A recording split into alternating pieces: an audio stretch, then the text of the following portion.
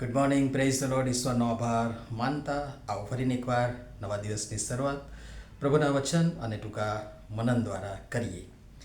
હે આકાશમાં બિરાજનાર, હું તારી ભણી મારી આંખો ઊંચી કરું છું.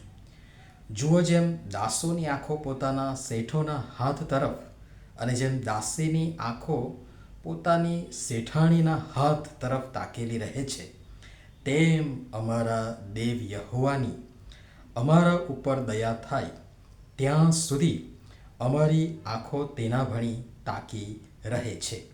ગીતશાસ્ત્ર 123મું ગીત અને તેની પહેલી અને બીજી કલમ. આજનો વિચાર. ખ્રિસ્તમાં અતિ પ્રિયવાલા મિત્રો, પ્રભુ ઈસુ ખ્રિસ્તના મહાન અને ગૌરવી નામમાં આપ સર્વને સવારની પ્રેમભરી સલામ. ગીત કરતા પોતાની પ્રાર્થના અથવા યાચનાની શરૂઆત પરમેશ્વરને યોગ્ય સંબોધન કરીને કરે છે, હે આકાશમાં બિરાજનાર, અને પછી પોતાની યથાયોગ્ય સ્થિતિ અને હાલત રજૂ કરે છે. હું તારી ભણી મારી આંખો ઊંચી કરું છું. પરમેશ્વર અને માણસ વચ્ચેની જે આડી ભીત અથવા ખાઈ અથવા અંતરાય, જેને કદાચ માણસ સ્વપ્રયત્ને હરગીજ લાંધી ન શક્યો હોત, પણ પરમેશ્વરે પોતાના પ્રયત્ને પ્રભુ ઈસુ ખ્રિસ્તમાં અને પ્રભુ ઈસુ ખ્રિસ્ત દ્વારા એ આડી ભીત પાડી દીધી, એ ખાઈ પૂરી દીધી અને એ અંતરાય દૂર કરવામાં આવ્યા.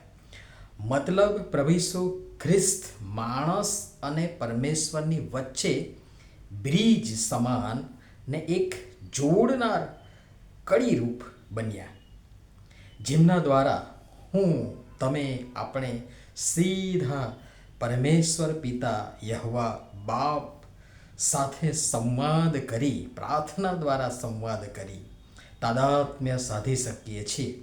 અને એ અબાધિત હક અને અધિકાર આપણ પ્રભુ ઈસુ ખ્રિસ્ત પર વિશ્વાસ કરનારાઓને તેમના દ્વારા પ્રાપ્ત થયો, જેથી ગમે તેવા સંજોગો અને પરિસ્થિતિમાં આપણે યહોવા દેવ બાપ પાસે જઈ શકીએ છીએ.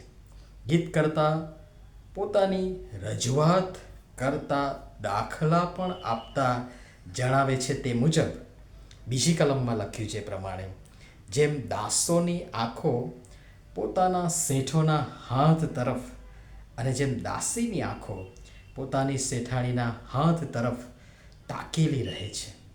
જેઓ સાધન સંપન્ન છે, સમૃદ્ધ છે, તેઓને કદાચ આ બાબત ન સમજાય, પણ જેઓ ખરેખર આ પરિસ્થિતિમાંથી પસાર થયા છે તેમને સમજાશે કે કેટલીક પરિસ્થિતિઓમાં, વિષમ પરિસ્થિતિઓમાં, મુસીબતોમાં, મુશ્કેલીઓમાં, જરૂરિયાતના સમયે એ વખતે દાસ, દાસી, નોકર, ચાકર વગેરેની લાગણી સભર અપેક્ષિત આંખો પોતાના શેઠ અને શેઠાણીના હાથ તરફ મંડાયેલી અથવા તો તકાયેલી રહે છે કે હમણાં મારા શેઠ કે મારી શેઠાણી મને મારી અપેક્ષા અનુસાર, મારી જરૂરિયાત મુજબ મને આપશે. અને જ્યારે એ અપેક્ષા પૂર્ણ થતી જોવા મળે છે, ત્યારે તેમની આંખોમાં જે ચમક હોય છે, ખુશી હોય છે, સંતોષ હોય છે, આભારની લાગણી અને હર્ષ મિશ્રિત આંસુ હોય છે, એનું વર્ણન કરવું કદાચ વરવું છે. ગીત કરતા દાખલા આપી આપણને એ શીખવે છે. આપણે આપણી આંખો અને હાથ આ હદ સુધી આપણા ઈશ્વર આગળ ઊંચા કરીએ, અને તમે જોશો આપણી ઈચ્છા અને અપેક્ષા અનુસાર આપણા ઈશ્વર કે જે પોતાના હાથમાં લઈ, કે જે આશીર્વાદો લઈને સામે ચાલીને આપણને આપવા માટે આવે છે, એ આપણા ઈશ્વર પોતાના હાથમાં લઈ સામે મળવા અને આપવા આવશે.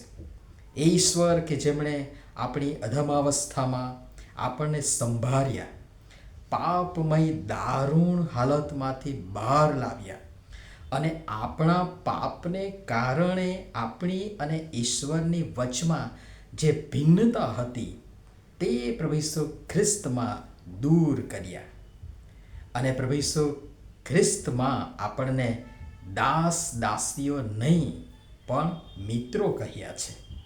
જે મિત્રે સર્વ સમયે આપણ સર્વ પર પોતાની પ્રીતિ બતાવી છે અને કરી છે. પણ શત્રુ મટી, આપણે જેવો શત્રુ હતા એ શત્રુ મટી મિત્ર બની આપણે શું કર્યું? એ આત્મમંથનનો પ્રશ્ન છે અને આ પ્રશ્ન સાથે વિરમું છું. પ્રભુ સમજવા આપણ સર્વની સહાય થતા મદદ કરો. નમીએ પ્રાર્થના કરીએ. પ્રેમાળ પિતા, તમે હંમેશા અમારું સાંભળો છો ને યોગ્ય સમયે પ્રત્યુત્તર પણ આપો છો. હે પ્રાર્થનાના સાંભળનાર પ્રભુ, કૃપા કરી વિશ્વાસથી અને ખાતરી સાથે આપની પાસે આવવા, આપની તરફ અમારી આંખો અને હાથ ઊંચા કરવા કૃપા કરી અમારી સૌની તમે સહાય થતા મદદ કરો. પ્રભુ ઈસુના નામમાં આમેન. ધન્યવાદ.